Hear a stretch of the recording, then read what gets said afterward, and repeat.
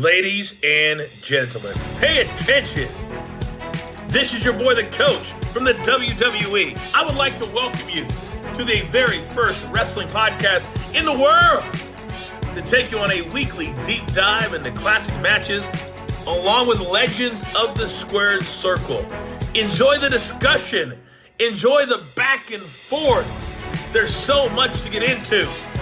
Ladies and gentlemen, this is The Payoff. Let's go, Cena. Cena sucks. This is Tom. I'm with Jeff, and you're listening to The Payoff. Jeff, how the hell are you doing, my friend? One of the greater chants probably in the modern era. You got to give it to him. But it's better because when you're actually live at an event, you hear the kids go, "Let's go, Cena!" And then you hear guys like us, "Cena sucks!" And yeah, always. It's such a loud difference between it. So yeah, the call and response. Yes, always. Yeah. So, but man, is this our first Punk and first Cena match we've covered, or am I forgetting something? I think we're forgetting. We had Cena. It's been, we say this. Cena definitely, or Punk definitely, it's our first one, but man, coming up, it's a year now. Like, this is crazy. Like, how long we've been doing this and stuff. So there's been some Cena. Wow. Yeah. Can't even think right now, but probably. Dude, I'm going through all our episodes. I do not see any time that we've done a Cena match. It's crazy. We did Lesnar Cena when Brock came back. There you go. So we had one. So, but we got just one. We got a first timer though. We got CM Punk here, so that's exciting. So this should be good. So I'm pumped. Yeah, it's one of those where we'll just jump right in. How come? Why we're doing this one? I think it's you and I have talked about this match for a long time now. I was texting some friends, that this was the match that we were going to be doing, and they're all like, "Oh, that one's worth it. Like, that's a good match." And so, I think that the nuances of it, which we'll get into, there's some little things and kind of the build, which I'm excited to talk about. But it's just one that you have to put it in your top matches. It's one of those where it's a top 10, no question for me. So yeah. How about you? That's basically what I was going to say. I mean, the thing with this match is, so when if you said to me like, "Dude, give me your favorite pro wrestling matches ever," or it's the question of like, all right, if someone's never seen pro wrestling before, what match are you going to show them? Dude, this is certainly top 10. Yeah. Arguably top 5. Yep. And if you said it's your number one, I'm cool with that. I mean, that's how good this is. Now, I have not seen it since I watched it, so it's 9 years ago. I remember watching it live, but yeah, I am pumped to cover this one, Jeff, because I think it's one of the best ever. And the thing that this match has going for it, and we'll get into it, is you had everything, right? You had two characters that are popular, polarizing, larger than life. You had those two characters, right? You have the hometown crowd of Punk in Chicago. You've got one of the better storylines of the past 20 years in professional wrestling, okay? Mm-hmm. Certainly during this era, certainly in the past 10 years. And then you have a great wrestling match. I mean, just a phenomenal match. So, no more needs to be said, but this is going to be a fun one. I'm pumped to cover this. I'm pumped to rewatch it. And obviously, we're going to cover everything that happened before, during, afterwards, storyline, real life, all that stuff. So, Jeff, let's get right into the build. Oh, it's time for the build. All right, so here we are, dude. We're Money in the Bank 2011. Keep in mind, this is the second year that Money in the Bank was an actual pay-per-view. So they did one in 2010. Now we're here in 2011. They're hanging from the rafters, as Gorilla Monsoon used to say, in the All-State Arena. close to 15,000 there. This is the building that's famous for Steve Austin saying it's got the best acoustics of any wrestling show or wrestling venue. It's got, like, I think he said the wood ceilings, but it's just an awesome place for professional wrestling. Obviously, it's not some massive arena where the sound just kind of evaporates into the sky, but it's just loud as hell. And then obviously this crowd, man, Chicago. What's funny is, I'd say just in general, like in terms of what city I prefer, I'm like more of a New York City guy than a Chicago guy. But I just think these Chicago crowds, they're the best. They're better than Madison Square Garden. They're better than Philly. They're better than Boston. These are the best wrestling crowds in Chicago, whether it's a Raw, they make it way better, or certainly a pay-per-view. So this had all the makings of being a really special night. So let's jump into the pay-per-view. They would do a SmackDown and a Raw Money in the Bank ladder match. So you got two of these matches. Obviously, you've got the World Heavyweight Championship and then the WWE Championship on their respective shows. So it was fun. I started watching some of this show as I was getting ready to get our timeline set for the match. And it's fun, Jeff. It's like when you watch like an old Royal Rumble and you don't remember like all 30 guys, right? It's the same with this, like the Money in the Bank. I don't know who's in the 2011 Money in the Bank. I don't even remember who won the damn thing, right? So all of a sudden guys start coming out and you're like, Daniel Bryan, old music. That's cool. Cody Rhodes. Wow. And then you had Heath Slater, Justin Gabriel, then boom, Kane, Sin Cara, forgot he was even a thing, right? And then Sheamus is still around. He took piss to the face a couple months ago, which I heard Fox was upset about, by the way. Shocking. Sure. Yeah, yep. Shocking that, they didn't want people going through the network and seeing something like that. Well, did you see it? The West Coast feed didn't even show it. So between the East Coast and the West Coast feed, they decided not to do it. And I'm assuming that the funny part, too, is I'm assuming it was taped ahead of time, right? So it's not like it was live. Certainly not when they filmed that angle. And that is all Vince. That is Vince angle 100,000%, and no surprise. Like it's always like he enjoys like piss and fart jokes, and it doesn't fly. When all of a sudden you got a real sponsor, can't be doing that shit. Oh, it's like what? Progressive Auto Insurance. You've got Fox Network. Stupid, man. Stupid. And it's not even like it.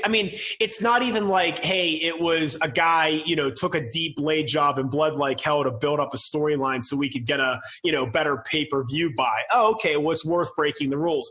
This just didn't move the needle, right? No one's watching it because of it. If anything, maybe people go on and find the YouTube clip, but they're not watching the pay-per-view because of it. So again, if you're going to piss off the network that's paying you probably more money than you deserve to be making in your TV contract, maybe don't do shit like this.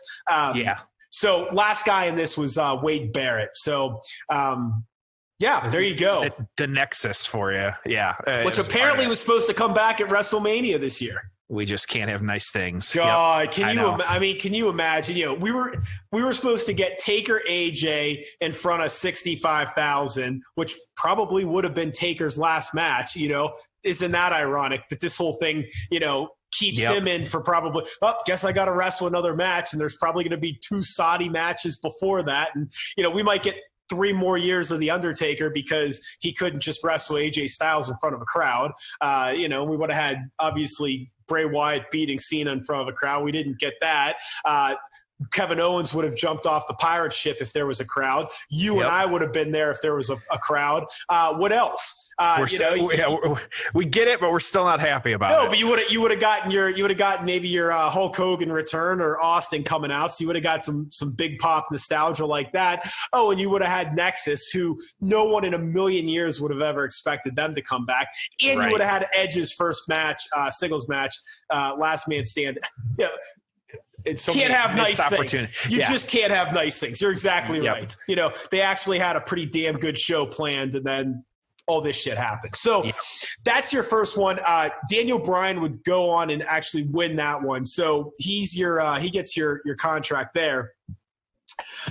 Kelly defeating Brie Bella, 4 minutes, 54 seconds for the Divas Championship. Retaining. It was a Divas Championship match. That's what we got in this era. God love the Bellas. They're very talented women, but they couldn't wrestle. Mark Henry defeats the Big Show's 6-minute singles match. Then we have our Raw Money in the Bank. Alberto Del Rio would win that. I'm sure he'll be back again soon, right? He seems to come and go every couple of years. I actually have a lot to talk about with Alberto Del Rio in this show, surprisingly. So get excited there out there. We got Alberto Del Rio today. Yep. So listen to this cast of characters that was in this match. We had Alex Riley, who I thought had some potential. Evan Bourne, same deal, had some potential. Jack Swagger, Jake Hager, right? Kofi Kingston, who would go on to be a world champ. The Miz, R-Truth, and Rey Mysterio Jr. So, but again, if you were just watching this and didn't know who's in the match, you'd be like, oh, that's kind of interesting. Then we only had 2 matches left. Christian would win over Randy Orton by disqualification for the World Heavyweight Championship.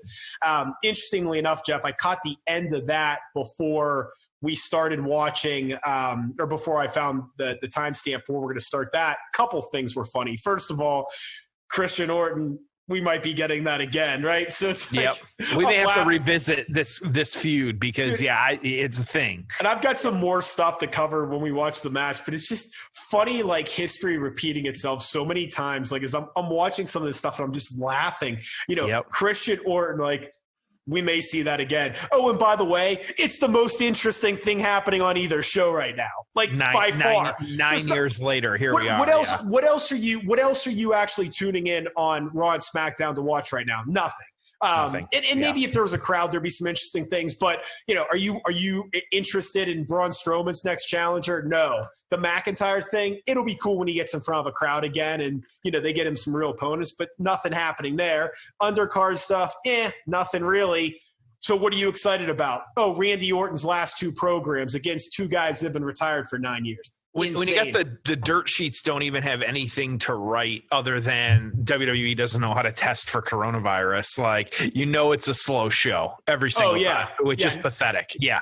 And I'll tell you what, man, and I was the end of the Orton match, man, I was watching that and God, I got to tell you, and maybe it's because I've heard some interviews he's done recently. Maybe it's because of the work he did with Edge, but I got to tell you, man, I'm coming around on Randy Orton. I know that's crazy because he's been in the business for like 20 years, but I'm starting to dig him more and more and become more and more a fan of his work just in general. Maybe I've been a little hard on him. What do you think? I have come around on him. I'm a big fan. I think if you get a good match out of Randy Orton, it's fantastic. If he's with the wrong person, it's going to be a bathroom match. Well, I'll tell you what it is. Sometimes he gives a shit and sometimes he doesn't. Like Edge, he wanted to get the best matches possible out of him. He wanted to cut the best promos, and it's been awesome, right? His stuff other times, he doesn't care, and he doesn't even pretend to care. He's just like, I really just don't give a shit. I'm here collecting a paycheck. Other times it's like, he's so focused. He's got a pretty easy schedule right now too, like working Edge at WrestleMania and a tape match, and then Christian in a tape match. Like this shit, like it just and Edge again. Eventually, whenever he comes back, like he's got it pretty easy right now in regards to his schedule. Yeah, but it's good. And I know I mentioned this on a recent episode, but it's just so funny to think like how wrestling history would be different if this network era, especially right now with no house shows, and even when they come back, they're not running, 4 towns a night, 7 days a week, right? Yeah. So what's interesting is think about guys like Orton, who he may have 5 more years left in his career. Who knows? He's wrestling 40 matches a year. But you think about like, would Hogan have ever left WWF? Would, Hall and Nash ever jumped? Would Shawn Michaels have had to retire because of, his back? Would Steve Austin still be wrestling? Like all these guys that if like they could have done the Lesnar part-time thing, but the Lesnar part-time thing is Orton, it's Edge, it's Taker, and there's probably like 10 other guys that wrestle a shorter schedule, but you just don't even realize it because so many guys do now. So anyways, I know that's a lot, but then we got to the main event, the reason we're here, Punk Cena. Can't wait to cover it. Jeff, I know we've got a lot to cover during the match and before the match, so hit us with some stuff to set the stage for the build to this awesome match. Yeah, so this one's interesting because, we remember, you and me both, remember parts of this one and kind of how it played out. The build was actually extremely short for this match. That we got there, we actually really started where you had Punk defeating Cena. It was a non-title match on June 13th, 2011. The Money in the Bank match took place July 17th, 2011. So barely 30 days before this match was when this feud even started. And I say feud, even I use that a little loosely. They had a non-title match like that. That's just what it was. But you eventually had Punk, though, really the next week, winning a number one contender match by won a triple threat Falls Count Anywhere match. It was Alberto Del Rio and Rey Mysterio and Punk won that one. So now we're less than a month out and Punk is now the number one contender. And so it just, for me, I think, going back and kind of reading about this one, even I was like, man, it's weird to me, how ingrained the pieces of this were in my brain, but it was barely a month. I think we have the show where we literally talk about these different builds, and some were multi-year builds. This one was we'll just say less than a month, and it gave us one of the best matches in the history of wrestling. Well, here's what's interesting is, it's so easy to bag on the WWE now and say, oh, well, they can't build to anything and they have so much TV time to fill and they've got a pay-per-view every month. But Jeff, you just made a great point, which is, they only had a month to build to this, but you still remember the build to this day and you still think of it as one of the best ever because they just knocked it out of the damn park. Even some of those WrestleMania builds were like, oh man, leading up to Triple H and Taker, that was awesome. It was like, a combined 10 minutes of TV time, but it was just so big what they did leading up to it. So it's some of the long builds are awesome, but there's also been some incredible short builds like this. So you can't just say, oh, well, wrestling now is not the same because they can't build like they used to. Well, there's a lot you could do on a 3-hour Raw to build to a pay-per-view in today's day and age. They just don't have the characters, the storylines, or both, or either really, to be able to do that. Well, and when they talk about the building superstars and they don't have anyone that's on that level, whose fault is that? You're the ones that are booking it. You've got the same people for the last 30 years. Who knows how involved they really were, but you got Heyman was doing it up until a couple of weeks ago. And then you've got Pritchard. They got Pritchard back there. They got Vince. Shane runs around sometimes. You've got Steph. You've got Triple H. You've got Shawn Michaels. You've got Road Dogg. People. Yeah. But up until recently, you had IRS. You had Kurt Angle. You had Shane Helms. They still have Jeff Jarrett. Arn Anderson's better. I mean, go through the list. Flair pops in and out. You got Taker in the back sometimes. You got Orton running around. You got AJ's. What the hell more do you need? At some point, it's like, are there just too many cooks in the damn kitchen? Because you're exactly right. I mean, they're not making stars. And don't leave out quick cut Kevin Dunn either. We can't forget about him either. So, but that's one where, but you look at this, you got this, and that's it. In a 2-week span, you've got two of your top wrestlers in the industry, in the WWE, having a match. Okay, that's great. And so now let's, what do you do? How do you build a story?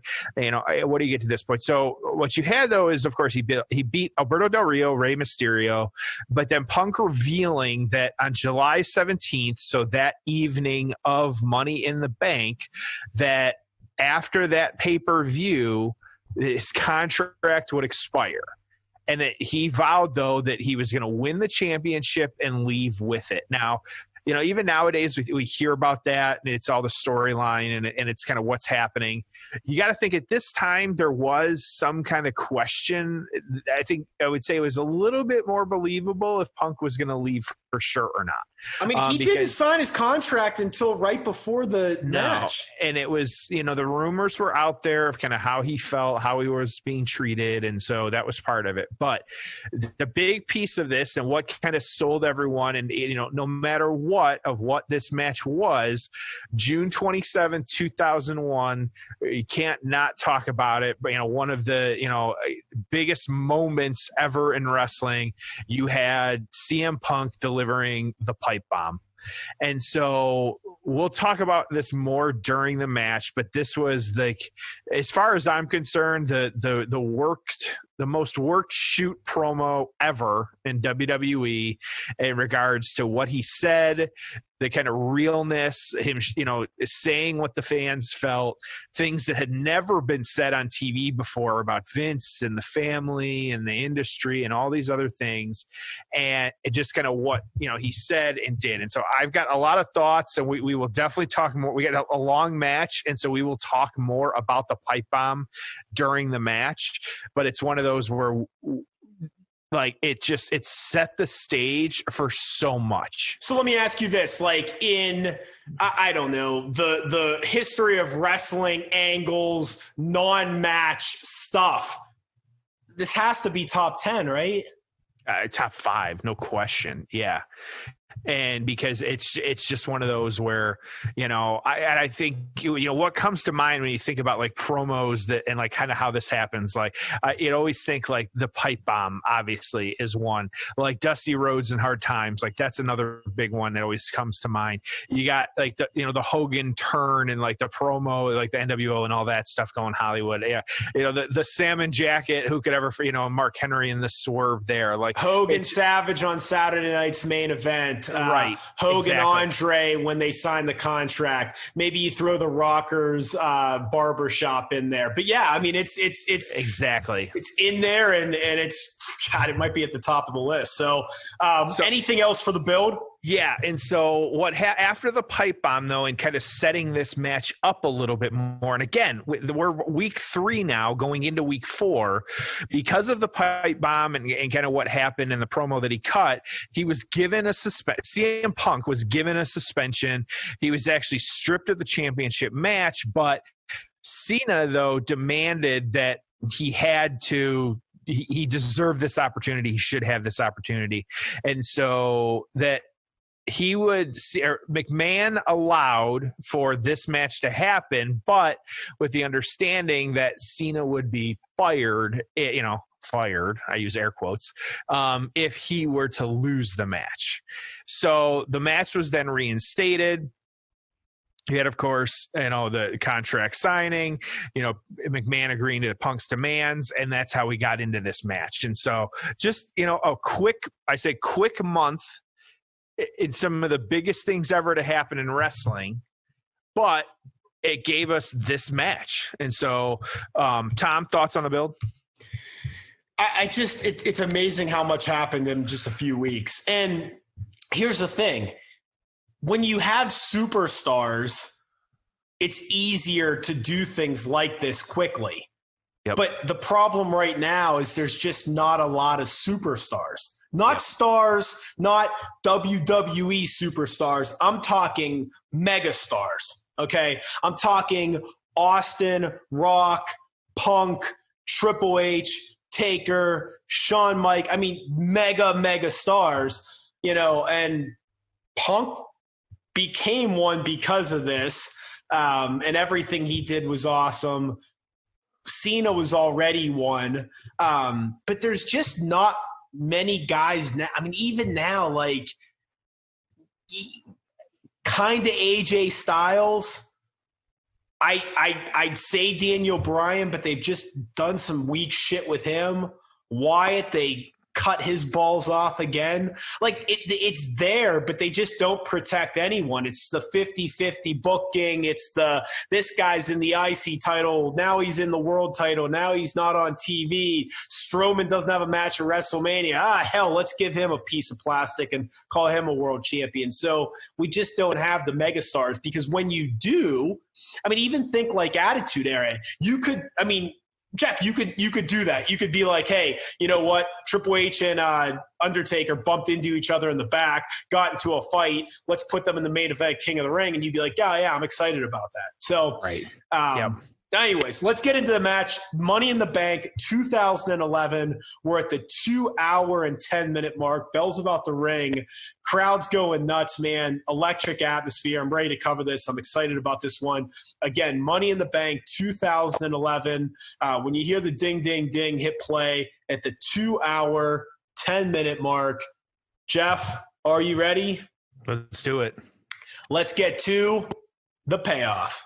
Ho! It's time for the payoff. All right, here we are. Ooh. Athletic jean shorts are on. Crowd's going crazy. Who doesn't love a good jean short when they're working out, you know? So before we get into this, we are not doing the openings, but you and I kind of fast forwarding getting here to the openings. There's no other way to describe. They're in Chicago, Punk from Chicago. They're all standing. They're all standing. I mean, it's just a buzz. There's just a loud buzz. Like nothing's happening right now, but it's just loud in the building. Everybody's talking. Everybody's yelling. It's just crazy. The only way to describe the crowd when Punk came out, like both like first his music and then you could actually see him, it was nuclear.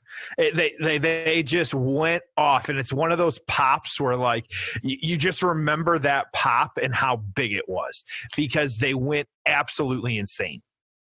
So here's what I love about this. Not often in wrestling, we're adults, right? We're not kids. We know it's, a work. So we watch guys wrestle in their underwear, but yeah, we're adults. It's not often do we really, really care about a match or a feud. And not often do we really, really not know what's going to happen. This is one of those magic times, right? You really didn't know who was going to win. You really had no idea what they're doing. You really, in real life, didn't know, hey, did Punk resign? Is he staying? Like, is he going to win the belt? No, he can't. There's no way they're going to put him over Cena. Cena's got to win this, but maybe he doesn't. Who knows, right? No one had a damn clue what was happening in real life. No one was going to happen on this storyline, and you were really, really enthralled. So I mean, how often in pro wrestling can you say, because remember, this is the pay-per-view era. How often can you say $30 to watch this match? Done. Here you go. Yeah, and it's one of those like, I think of like, when was I last like genuinely shocked by wrestling? And I'll probably answer. I mean, Edge coming out this year at the Rumble. Edge coming out was definitely Shane coming back, who was, and that was 5 years ago. I mean, you could right. name you're not going to be able to name 10 things in the last 15 years. That's the point. Like Taker losing at 30. Like Asuka coming in and then losing her first match after being undefeated for 2 years or however long it was, 3 years. Yeah. That I was genuinely shocked by that. And so it's just one of those where, but again, like you said, how many times have, in the past 5 years have we been Nexus when they tore down the ring and Brian got fired for doing the crossface crippler. Right. Yeah, okay. It's stuff like that. So Punk playing to the crowd now. So let's get into. But the point is, there's not many.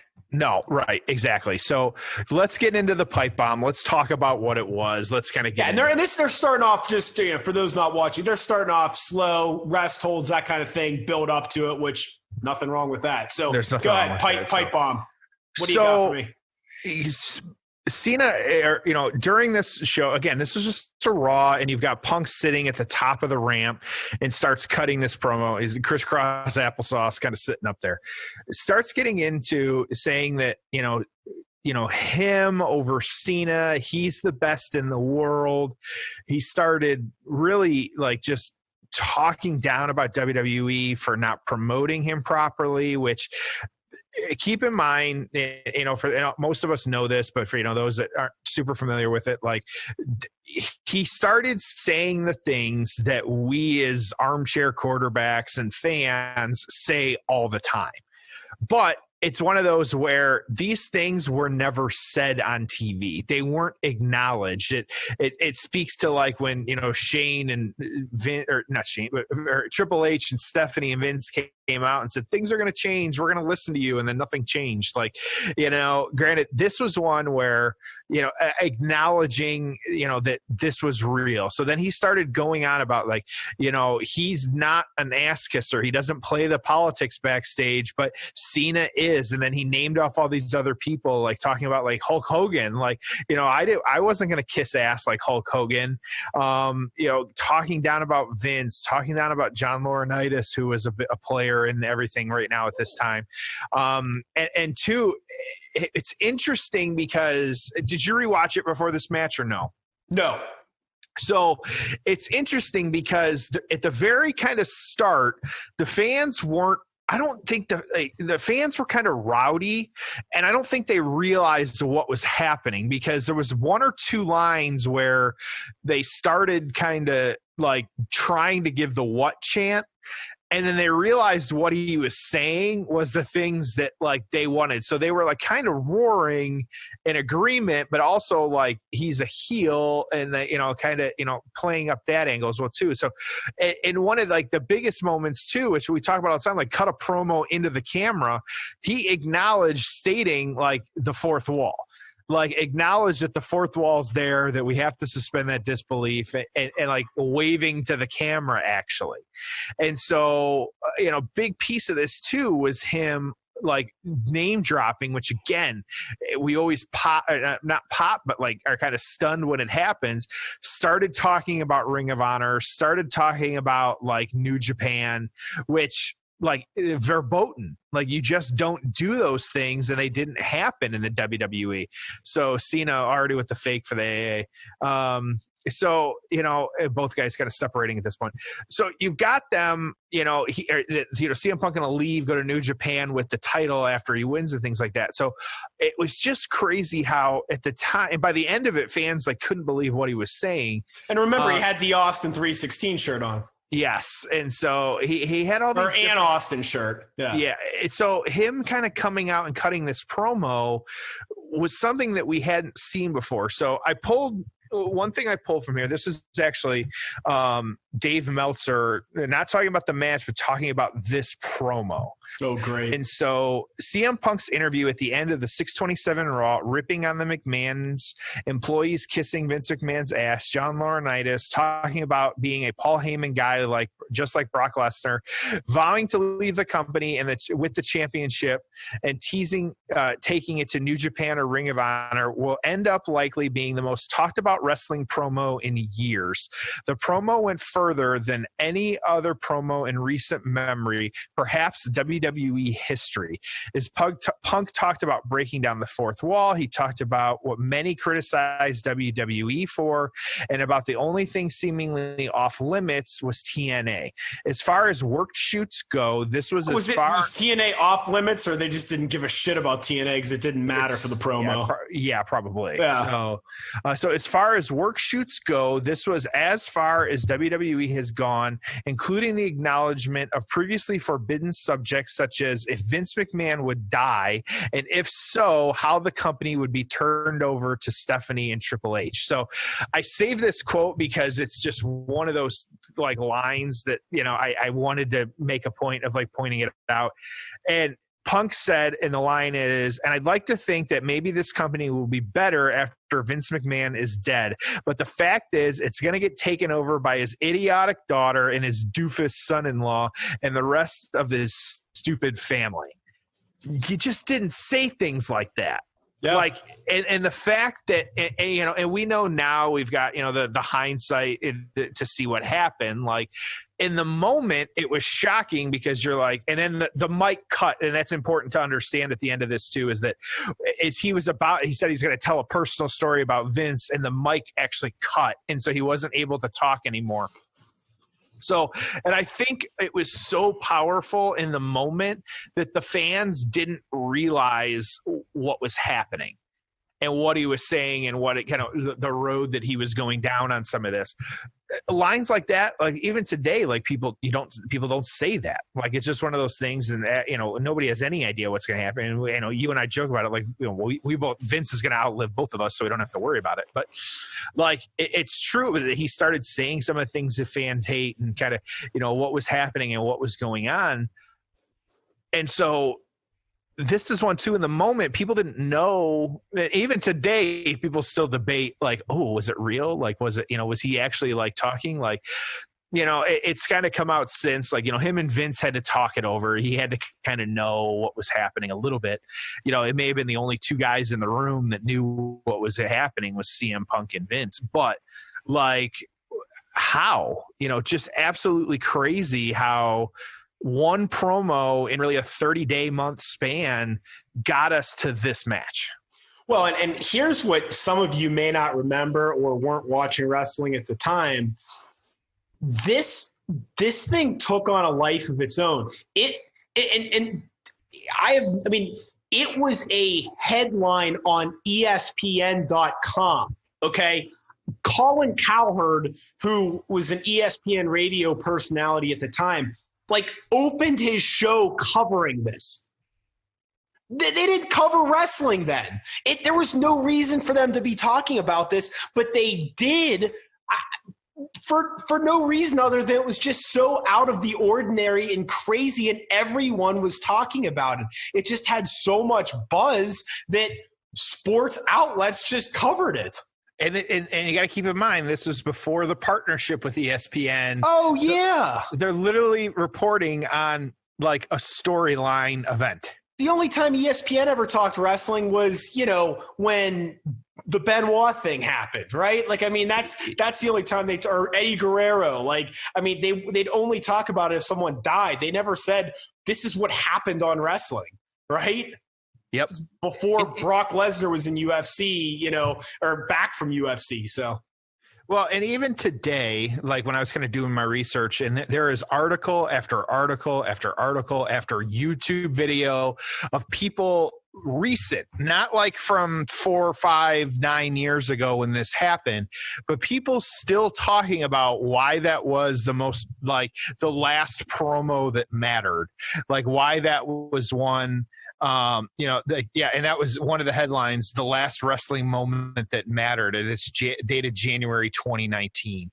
Like, all these different things, like this was 7 years later, CM Punk pipe bomb still resonates. Like, the crazy thing is, like, and part of it speaks to, like, they know what the fans are saying, but then also CM Punk kind of having his like finger on the pulse of fans. Like, everything he said is still true.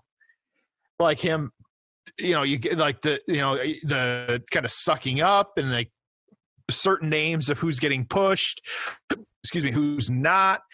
Like all these different things of just like what's happening, being a Paul Heyman guy like that. And there was a while there, like, who's going to be a Paul Heyman guy? Is Becky going to be the Paul Heyman girl? Like, why don't they put Cesaro with Heyman? Like, Heyman's going to be the one to make or break these people. Like, yeah, it'd be nice, but at the same time, like, there's all these other factors that are at play too. Just funny as I'm watching this match, like you forget that with the right dance partner, Cena has 5-star matches. With the wrong dance partner, it's just a train wreck.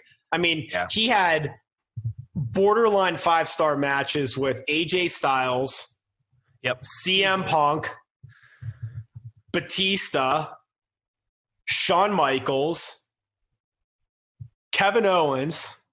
Yep. He had some great matches with Umaga.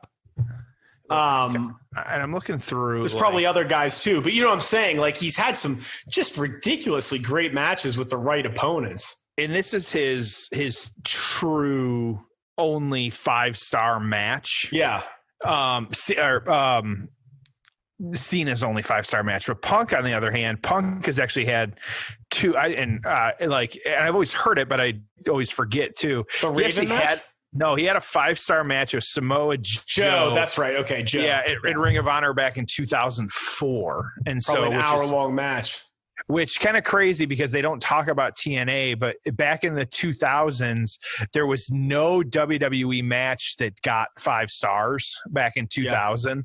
But between Ring of Honor and TNA, they had 4.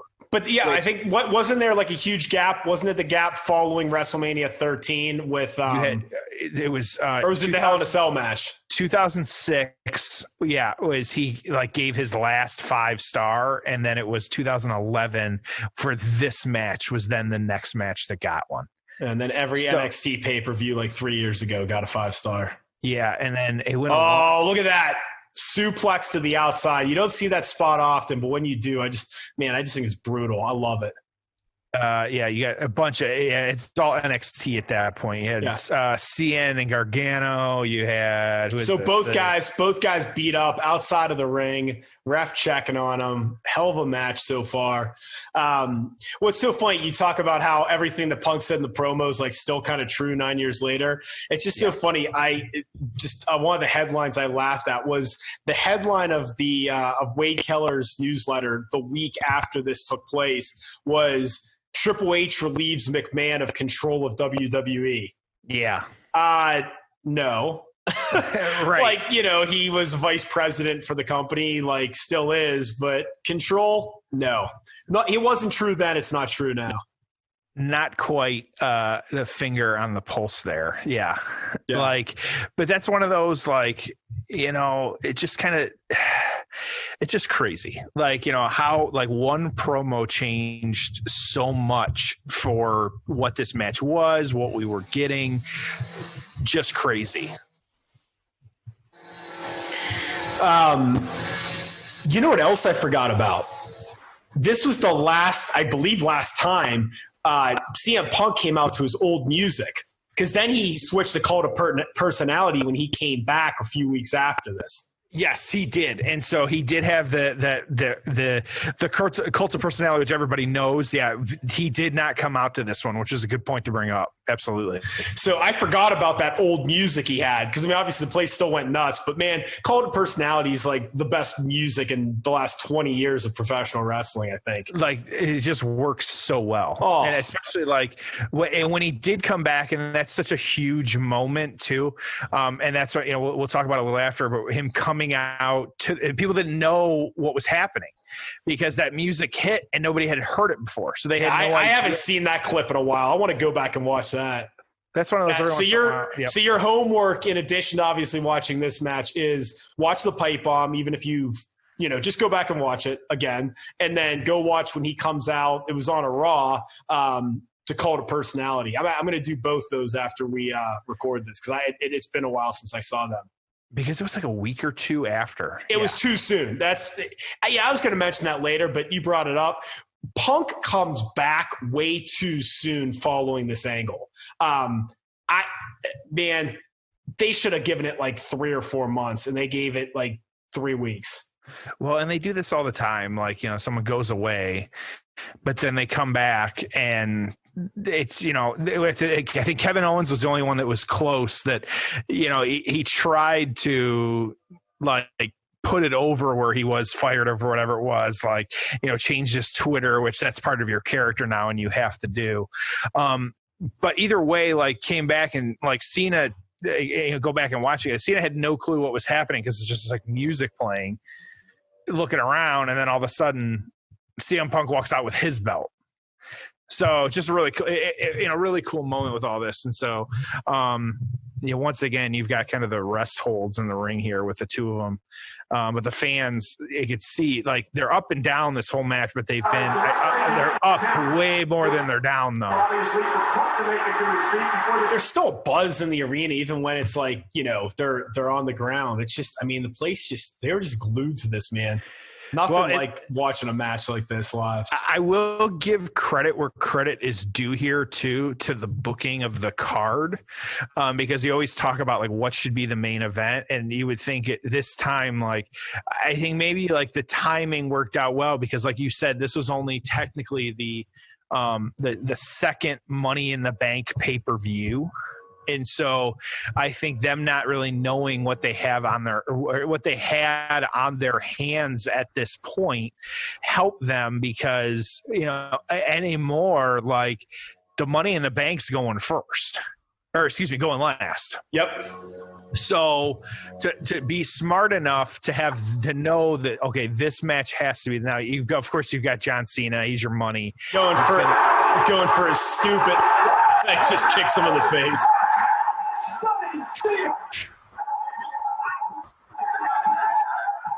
They're just going nuts, man. Because too, it's just so good, the kick. But this is one too where that looked painful. And Cena headlined the following year too, because it was the Money in the Bank. It was the championship contract match with Cena winning the following year. So, just kind of crazy. But then Punk was back in the main event. After it, just crazy how this kind of played out, though. Where credit where credit is due. This match deserved to be last, and so I'm glad it was last. Oh, we didn't talk about that. I just saw in the background that stupid ass podium for the anonymous GM. Yeah, we want to talk about that for a little bit, and the flashing lights or whatever it was. Yeah. Oh, didn't they? Was there they'd flash the lights, and then someone would have to go. Michael Cole would go over. Michael Cole would walk over. Yeah. And did they even reveal who it was? I don't even remember. Who was it? You need to Google it. Was it? Was it Laurinaitis? Was it Michael Cole? Did they never announce it? So I'm reading here. Raw closed with the anonymous general manager. Email noise followed by Michael Cole reading of an email in which the anonymous general manager promised to bring back order. They never said. The 2014, they never really said who it was. So it potentially being Hornswoggle, though, was the second time. It was Hornswoggle the first time, and then they did not reveal the second time. It's like GTV. They just start this shit and never know how they're going to end it, and that's stupid. I just and I get it. And you and I have, I think privately had this conversation. I don't think we've talked about it on air much. I will, credit where credit's due. Yes. Could you and I plan wrestling shows and book like they, how they have to in these long-term storylines? Probably not. But at the same time, I'm going to say we have a little bit, plan it out, have some alternatives, put some of these different people in matches, have ways to fill, give the little bit of down season. It made no sense, which even last year before everything happened, they were running house shows on the nights of your live TV show. Why? And it's one of those, no wonder they're burnt out as hell. They're hurt to hell. They're, they're getting injured like crazy because you're literally programming against yourself, which makes no sense. But and here's the thing I never understood. Okay, I understand 20. Reverse. He keeps going for the AA, but he keeps reversing it. So, man, I love those knees. So, I again, here's what I just don't understand is 1983. Yeah, I understand why you were in the house show business, but 10 years ago, 5 years ago, why bother with all these house shows? You're not making that much money running Hershey, PA on a Tuesday night. Yeah, and we've seen that more and more from the financial statements. That's clear. They don't. Yeah, you sell some T-shirts, you sell some tickets, but they're not making that much money. So why bother with it? Yeah, it's just. It makes no sense to me right now with everything that's happening, and them, and we hear the investor calls too. And Vince, boy, dude knows how to thread a needle when it comes to him, it not being his fault for why everything is failing. Roman Reigns is. I don't think he's ever taken responsibility on one of those calls. I fucked up. Sorry. No way. Like, it's one of those where I can't think, at least in the last 2 years, because where it's been talked where, he's. Oh, good. We got the worst submission in the history of pro wrestling. He's not even choking him. He never is. He never is. Even Cena or even Austin, when he interviewed Cena during one of those podcasts, like, dude, you got to start putting that in more snug, kid. Yeah, that makes no sense. So bad. All right. So is Punk's reaching for the ropes there? Do you remember when Punk was in ECW? Like, do you remember when he first debuted? What'd you think of him initially? I don't really remember. Okay. And so that's, yeah. Which is fine. Thanks for being honest. Hey, man, I'm not going to bullshit my way through it because, No. And I get called out on Twitter. Yeah. I do a little bit. I just remember like him just being so different. And he came out with the straight edge thing. He's like, I don't drink. I don't do drugs. This is why I have these tattoos. And man, when he first came out, that's another one. Go back and watch him debut, man. People just loved him from the start. He was over since day one. And you would have never thought it. I mean, a little bit may have been because of his indie work, but a lot of it was they actually did some really good vignettes, and like the guy just looked different. He obviously wrestles different. As we've gotten to know him behind the scenes, we realize he is a different cat. Yeah, absolutely. Well, and just the evolution of his character. Yeah, and we were fortunate enough to, we be at the Starcast that he was at, and kind of hear the things that were being said, and kind of that was such a big moment for when he came back. And you think too, his career, like, he wasn't in WWE for that long, but man, look at the mark that he's left though. Like, for the longest time, roll through Cena. Credit where credit due. The man's down a 20-minute match and he's deadlifting another human. Wow, that's actually a great counter. Yep. So then going for the go to sleep, couldn't hit it, and so Cena locking in again the non-chokehold submission hold. You were saying, well, Punk wasn't there that long, but maybe he wasn't there that long. But look at the mark he's made. Like, how many guys can we say like have left the mark that he has, that, and in such a short amount of time? Like, just crazy. So then the $1 million question: does he wrestle again? And if so, is it in a WWE ring? I think he does. Has to, eventually. Right? Yeah, I think eventually it will happen. Now, whether or not I want to see it, that's a different story, because... Oh, come on. Don't give me that shit. No, because... What you think he's not going to do well? I do question, because it's one of those where, like, the rose-colored glasses, like, can he put on a good match? I don't know. Like, come on. Me. But man, some of these guys, though, like, it's hard to watch some of these guys come back and do this shit. And different styles, man. Have you enjoyed what Edge did so far? It's been, for the most part. And Punk's a better wrestler. So, and he's got a bigger chip on his shoulder, because if he comes back, he will come back to steal the show and just kill it. That's got to be it. 1, 2. Again, I think it all boils, and you and I have said it before, it all boils down to who's he paired with. Like, and I even wonder, like, doing another one with Cena, like, how would it be? Okay. So we're both in agreement that he comes back. So yes. Okay. Given the roster, given what's going on, how do you bring him back, and who do you pair him with first? I think that you could do a Cena Punk rematch, quote unquote, at Mania. Like, you could do a build with it.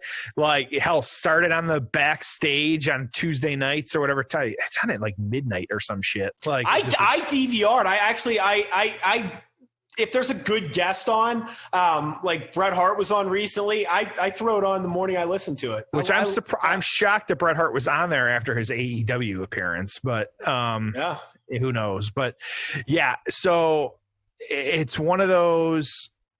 I think Cena could be good at Mania. Like, AJ ain't getting any younger, and so it's one of those where yes, he's still very, very good, but is he I think he could have a good match with Punk. Daniel Bryan would absolutely have a good match with him, I think. I think those two could go out there. AJ Punk would be off the charts. Come on. Right. And so, but there's certain, he doesn't need to take on The Undertaker. He doesn't need to take on Triple H again. That would be the match too that people would want because of this, most everybody, our age and, the older fan knows the nonsense that the two of them had been through. But, so maybe you do that. Maybe you set that up and Funk gets the win over him, or who knows? But I think that's a very short list of who could come back. I mean, right. The obvious answer, or at least one of them, is you start off with Triple H, right? Yeah. And you've got a good feud there. He obviously beats Triple H. So then, hey, I'm back because I want the one thing that I didn't have. The main event of WrestleMania, and you build towards him trying to get into the main event of WrestleMania, and you screw him along the way, and maybe he wins the Royal Rumble and finally gets the main event, the last match at WrestleMania. The other version of that I like too is you just do it right out of the chute. Number 30 in the Royal Rumble or whatever number he is, freaking Cult of Personality comes on, CM Punk comes out, place goes nuts, he wins the damn thing. Next night on Raw, I came back for one reason. I want the main event of WrestleMania. And, I challenge you, whoever the champion is. And, man, come on. That'd be great. Yeah, and that's the one, and I like that Royal Rumble idea. Let him come back and do it because anymore. Or you put him against Goldberg at Super Showdown. You don't don't. God, I'm done. Other AA. That's it. Another AA, immediate pin. Yeah, just can't get it. The ref's pit count is bothering me too. What'd you say? The ref's count and how he's counting. Who is that ref? I don't know. I mean, I've seen him before, but I don't know what his name is. Right. That's a really good count. So, yeah. And so Cena. Did you catch Cena on Corey Graves' podcast recently? Actually, I don't think it was recent. I just happened to listen to it, but it wasn't recent. It was just, I had it saved for a while. Well, and as I told you the other night, I can't stand Corey Graves. I can't either. But because it's the WWE podcast, he gets everyone on it. Taker, Cena, Triple H, Shawn Michaels. I mean, you name it. He has everybody on there, and then he gives. Hey, we got a microphone for him too, and we ain't Corey Graves. So just put it out there. So let me ask you this: who's worse, Corey Graves or Sam Roberts? Corey Graves. Okay. Without hesitation for me. Yeah. Okay. Well, let's see what happens here. He's going for the AA off the top. Can't get it. He's going for the AA off the second rope there. Punk with those elbows. Man, Punk with those elbows and knees. It's just this scrappy. It's just different. No one does that, or not many people do it. So the waterfall. Yeah. So before you tell me that Graves is worse than Sam Roberts, go listen to Sam Roberts interview The Undertaker. You're going to get dumber listening to it. Do you remember that one time when you threw Mick Foley off the cage? Like that was awesome. What were you thinking? Who's Mick Foley? Right. Yeah. No, but he sounded like a 12-year-old. Hey, do you remember that time you beat Hulk Hogan? How was that? Here we go. Oh, it's great. Hits the go to sleep and knocks him out of the ring. It's great. Which, of course, and the great acting there by Punk of freaking out, no, why? And you're watching this, you're like, there's no way Punk wins this match. He's going to lose this match. What were you going to say? I don't know.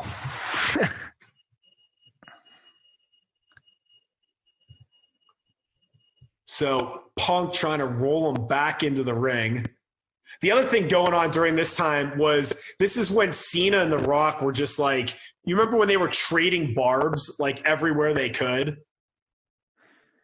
Yes. Just blasting each other. Oh, I don't remember this part. Vince and Johnny Ace coming down to the ring. I forgot about this. So, yeah, and I'll talk about this. Yeah, this is a part of trying to screw over Punk. Here we go. So, we got John Laurinaitis and Vince standing at the top of the ramp, if you will, or the walkway. Funny how Vince wears suits now. Like back in the day, he never used to. That was like a new thing in the last 10 years. Now Vince wears suits everywhere. He needs that muscle shirt. Like seriously, calling for the bell.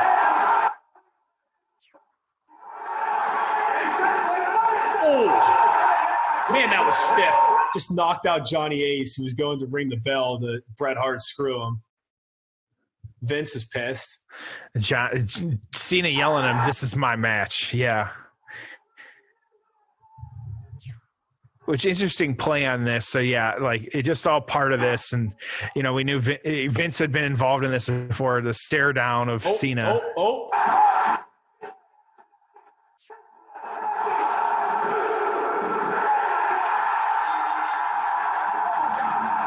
And he wins it.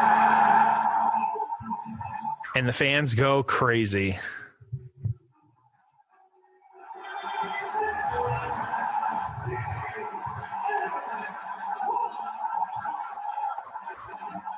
Vince looking so just...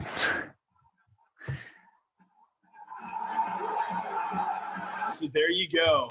Your new Good champion, CM Punk. Kind of reminds me a little of when RVD beat him at ECW One Night Stand, the second of 2006, where it's just like Cena loses the title to someone unlikely. And look at Vince, man.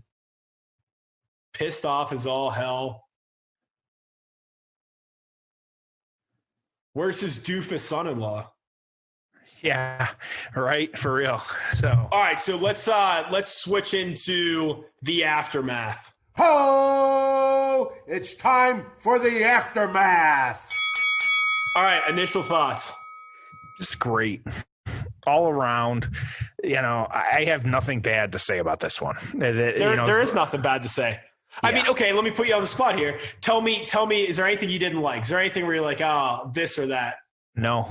Yeah, me neither. There really wasn't. And it's crazy to say. We're showing our hand a little bit here with our scores, but not really. It's just one of those, how it played out, and kind of what happened. Just all aspects of it were fantastic. Absolutely.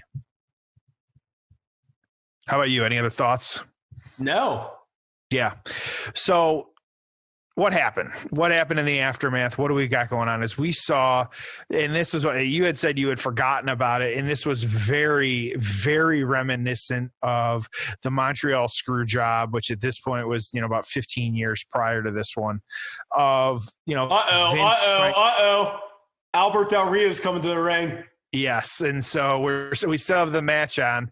So this is the crazy one. So the aftermath, obviously the crazy aftermath here of Vince trying to screw CM Punk in calling for the bell, which Cena broke his hold, and so the bell never went off. Now, in this immediate aftermath, you have Alberto Del Rio, who actually has the Money in the Bank contract, but as Alberto was running out to the ring, CM Punk just gave him a kick to the head, stopped him, and he wasn't able to cash in the briefcase. So, it was really just a roundhouse kick that he gave him. So then you got CM Punk right now in the moment. We're watching it happen.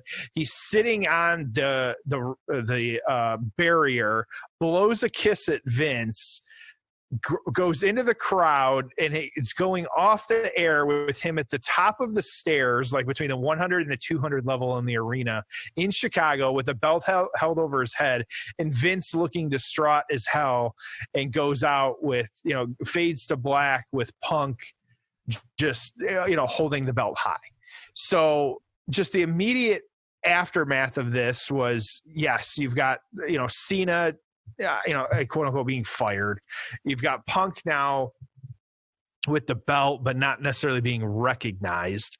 And that you end up then getting into SummerSlam, where you have really a unification match with Punk and Cena, which Punk actually winning that one as well too. Now, Whereas we saw here this Money in the Bank, you had the run-in of Alberto Del Rio. Like we said at the beginning of the show, I have some things to talk about about Alberto Del Rio. Del Rio actually, after this SummerSlam match, came out and cashed in and won.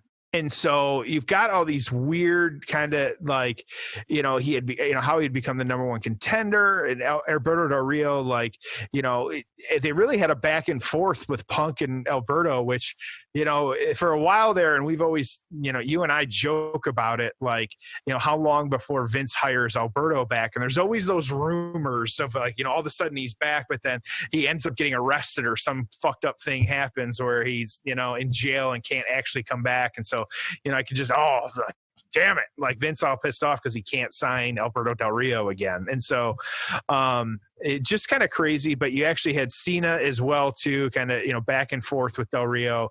The last man standing match, there was interference with that one too. And so it just weird how this one all played, actually weird after, because Alberto Del Rio getting involved. You had Miz and R-Truth getting involved too. They were involved a little bit beforehand on this one too, and kind of what was happening and what was going on. And so it's just really weird. But this was, Punk, after retaining, losing it immediately. And so, but you, as well as part of this though, you actually had, and this is where the son-in-law getting involved, doofus son-in-law, that's what I wanted there, because Kevin Nash ended up getting involved with CM Punk a little bit too. So it was actually SummerSlam where Nash kind of cost Punk the belt. And so there were some accusations, on screen where it was Triple H and Nash working against Punk because, oh my God, I forgot about the whole Nash Punk thing. Nash being, friends, the clique, all that stuff with Triple H. You've now got this piece of it where Punk is accusing Nash of being involved in this. And so, and of course, Punk wanting, and so this is where, kind of playing this out to the end here and kind of what happened. Nash, and they wanted a match, but it was actually Triple H who replaced Nash in the match after Punk was going after Stephanie and kind of War of the Words type thing. And so Punk actually lost this no DQ match. It was actually Nash, The Miz, R-Truth, all these guys that were involved in this angle at this point, attacking Punk, costing him the match. And so it just, again, there was really like a 2-month period here leading up through, it was Vengeance of that year in October. So longer than that, about a 3-month period here where Punk and Kevin Nash and Triple H were all feuding with each other, working together and whatnot because of what had happened at this night. So, I didn't, because I figured we'd talk about it at a later time. I didn't have a ton about Punk leaving, but a lot of people know that, just how he left, how unhappy he was.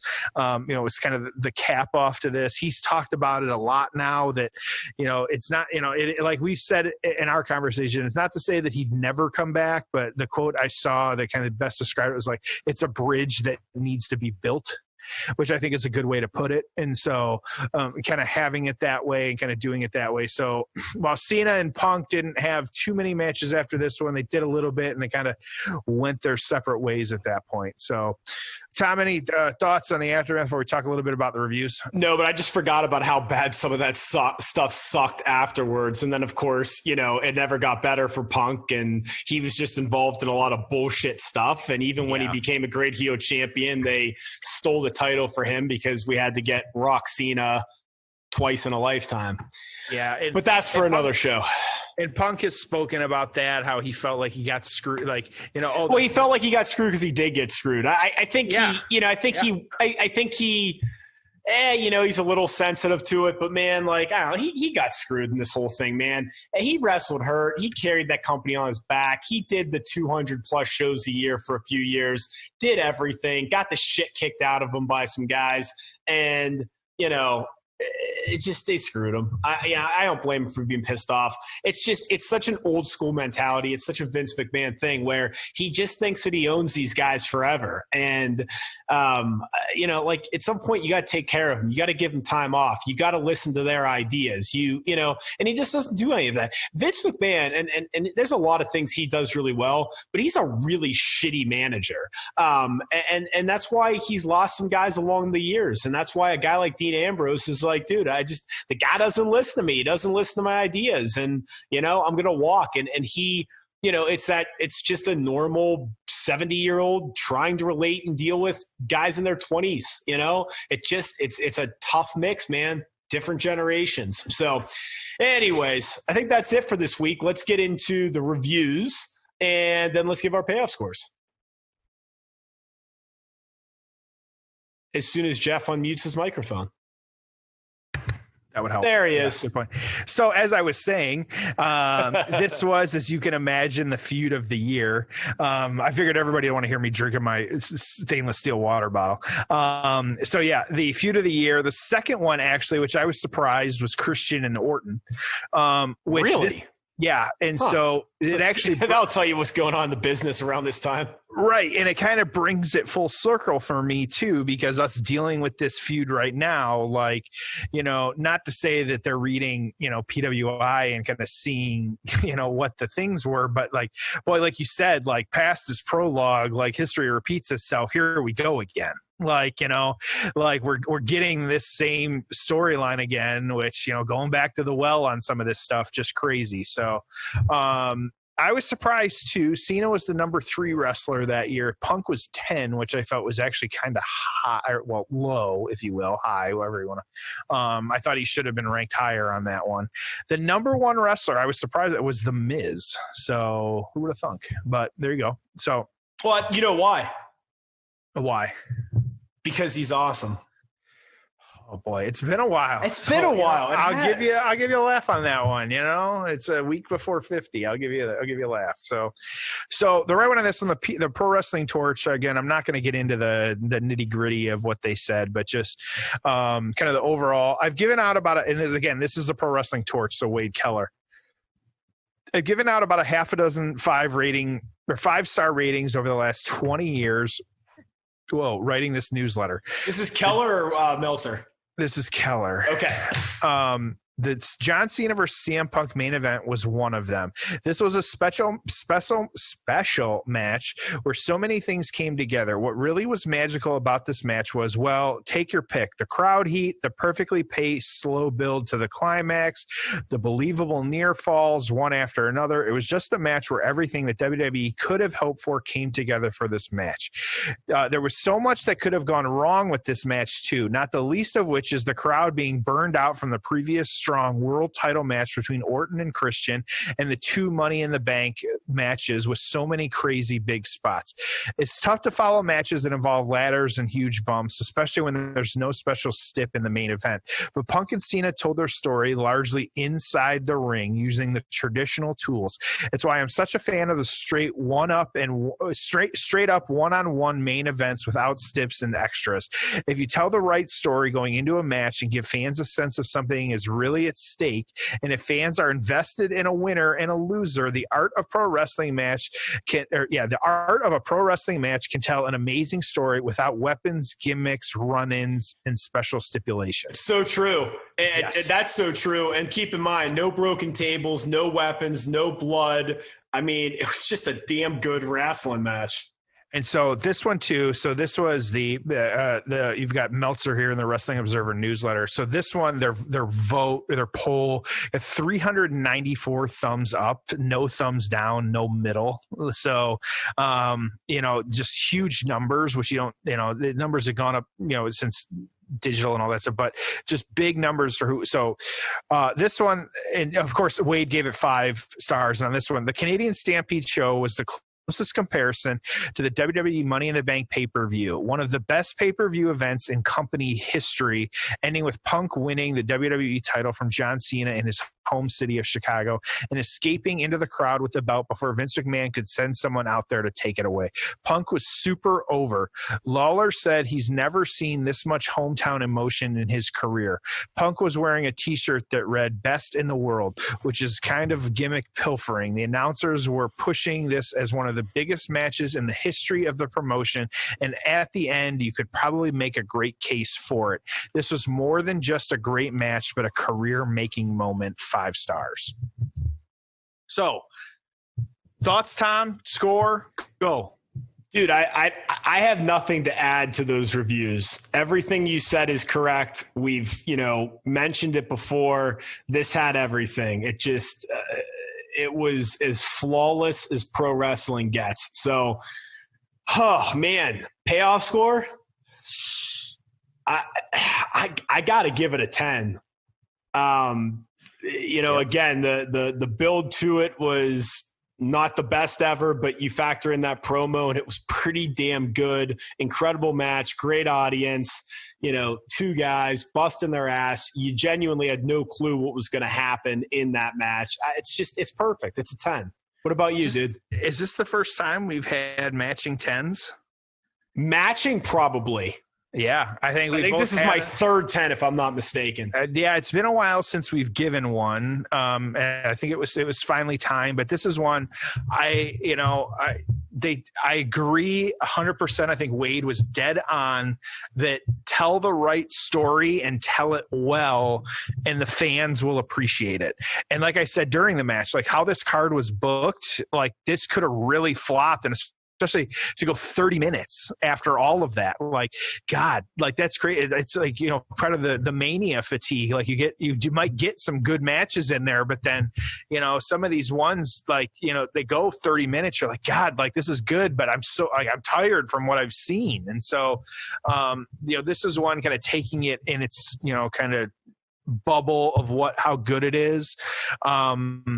Just all of it. I think I was most impressed with the quick build on this one, even the removing, you can't really remove the pipe bomb from the equation, but, trying not to make that be such a big thing. Like one promo put this match into the stratosphere, and that's all it takes.